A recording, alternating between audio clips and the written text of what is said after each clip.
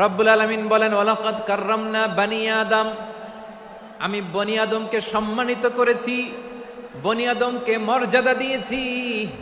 ওয়া হামালনাহুম ফিল বাররি ওয়াল বাহর, বনি আদমকে জলে স্থলে স্থলে এবং সমুদ্রে চলাচলের বাহন দিয়েছি। ওয়া রাযাকনাহুম মিনাত তাইয়্যিবাত, তাদেরকে পবিত্র রিজিকের বন্দোবস্ত করেছি।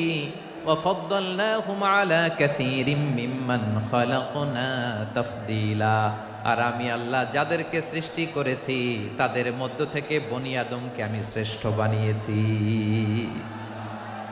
আমরা শ্রেষ্ঠ, আমরা আশরাফুল মাখলুকাত। আমরা কি এই যে এমনি চিল্লাচিল্লি করে জিজ্ঞাসা করলে বলে না, আমরা আশরাফুল মাখলুকাত। আমরা কি শ্রেষ্ঠ, সবার চেয়ে সেরা। আমাদের মতো করে আল্লাহ কাউকে বানায় নাই। দুই পায়ে ভর করে শির দ্বারা এরকম স্ট্যান্ড রেখে মাথা উঁচু করে দাঁড়াতে পারে এরকম কোন প্রাণী পৃথিবীতে আছে? এজন্য আল্লাহ বলেন, ওয়ালাকাদ কাররামনা বানি আদম, আমি বনি আদমকে সম্মানিত করেছি, তাদেরকে আমি মর্যাদা দিয়েছি। তাদেরকে আমি যত মর্যাদা দিয়েছি আমার কোন সৃষ্টিকে এত মর্যাদা দেই নাই। পড়েন সুবহানাল্লাহ। I have dignified the status of the sons of Adam. আদমের সব সন্তানের মর্যাদা আমি বাড়িয়েছি। আল্লাহ এখানে বলেননি ওয়ালাকাদ কাররামনাল মুমিনিন, আমি মুমিনের মর্যাদা বাড়িয়েছি, বলেছেন? আল্লাহ এখানে বলেন নাই ওয়ালাকাদ কাররামনাল মুসলিমিন, আমি মুসলিমের মর্যাদা বাড়িয়েছি।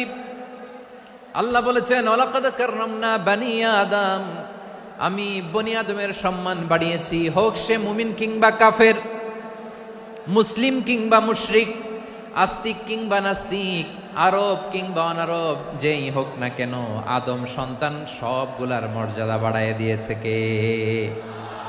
সবার মর্যাদা আল্লাহ বাড়িয়েছে। মানুষ হিসেবে মর্যাদা। বিশ্বনবী সাল্লাল্লাহু আলাইহি ওয়াসাল্লাম ইহুদির লাশ দেখে দাঁড়িয়ে গেলেন। কার লাশ? আমার যশোরের ভাইয়েরা আওয়াজ করে বলুন, কার লাশ?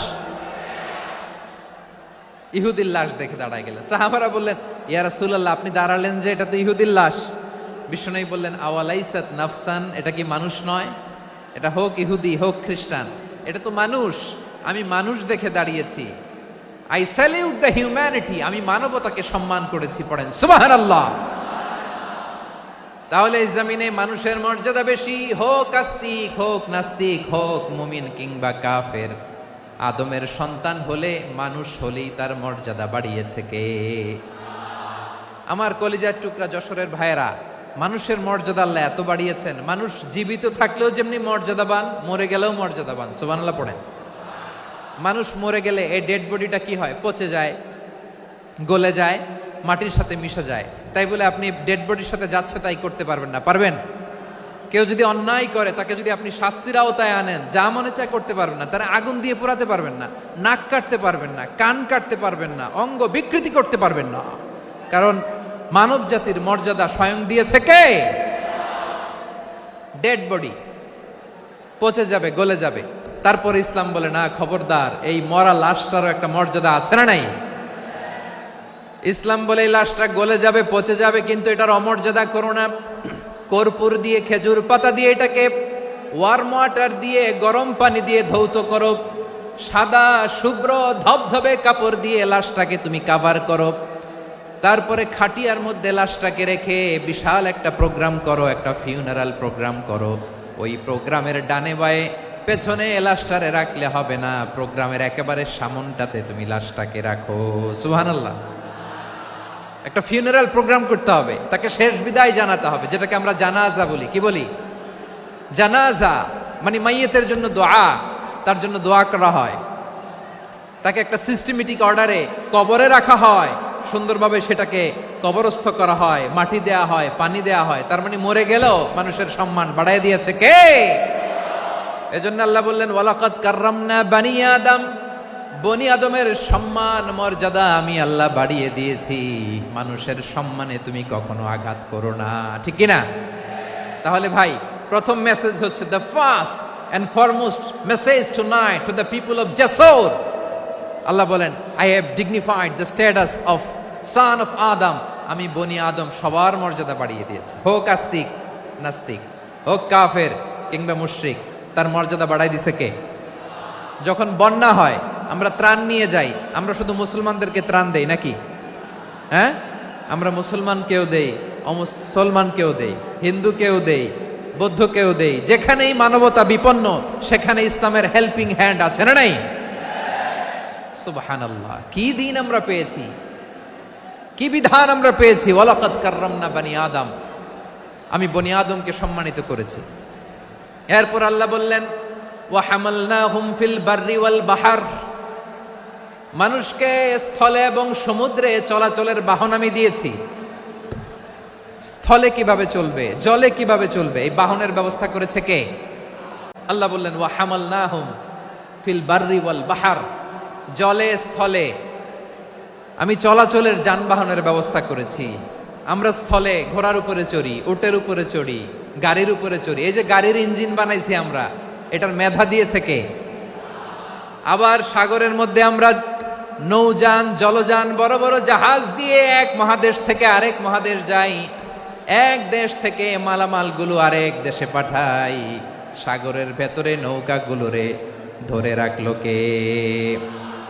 والفلك التي تجري في البحر بما ينفع الناس, মানুষের উপকার আছে এরকম সরঞ্জামাদি নিয়ে সাগরের উপরে বিশাল বিশাল জলযানগুলো চলে। এগুলো ডুবে যায় না, কাত হয়ে যায় না, পড়ে যায় না। এগুলোকে স্থিতিস্থাপকতাকে ঠিক করে রাখলো কে? আপনারা জাহাজ দেখেছেন? জাহাজ, হ্যাঁ, বাড়ি চট্টগ্রাম হইলে দেখতে পারতেন। দেখছেন? বিশাল বিশাল জাহাজ, বিশাল জাহাজ মালামাল নিয়ে এক মহাদেশ থেকে আরেক মহাদেশে যায়। গত মাসে আমার জাপান সফর ছিল। এই যে বাংলাদেশে যে গাড়িগুলো চালান, বেশিরভাগ গাড়ি আসে কিন্তু জাপান থেকে। হাজার হাজার গাড়ি একটা জাহাজ বহন করতে পারে, হাজার হাজার গাড়ি। এটারে সাগরের মধ্যে ভাসাইলো কে? সবাই বলুন, ভাসালো কে? হাজার হাজার গাড়ি নিয়ে জাপানিজ গাড়িগুলো আমাদের চট্টগ্রামের এয়ারপোর্টের বন্দরে ভিড়ে। যুক্তরাষ্ট্রে আমি দেখেছি বিশাল বিশাল জাহাজ। আপনারা টাইটানিক জাহাজের নাম শুনেছেন? টাইটানিকেরও 8 গুণ 10 গুণ বড়। সুবহানাল্লাহ কইবেন না? টাইটানিক জাহাজের 8 গুণ 10 গুণ বড় একটা জাহাজ আছে, আইকন অফ দ্য সি, আমি দেখে এসেছি। রয়্যাল ক্যারিবিয়ান দেখে এসেছি।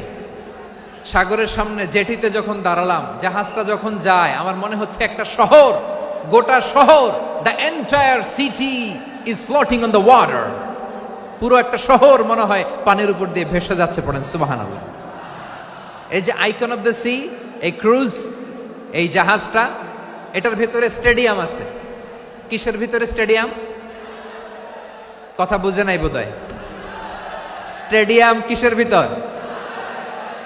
সুইমিং পুল আছে, শপিং মল আছে, রেস্টুরেন্ট আছে, ক্লাব আছে, 3000 4000 রুম বিশিষ্ট, কক্ষ বিশিষ্ট হোটেল আছে। এই সবগুলোর নিয়ে এগুলো চলে সাগরের এই দোলার মধ্যে, জলোচ্ছ্বাসের মধ্যে। এই সাগরের ভেতরে এই জাহাজগুলোর ভাষায় রাখছে কে?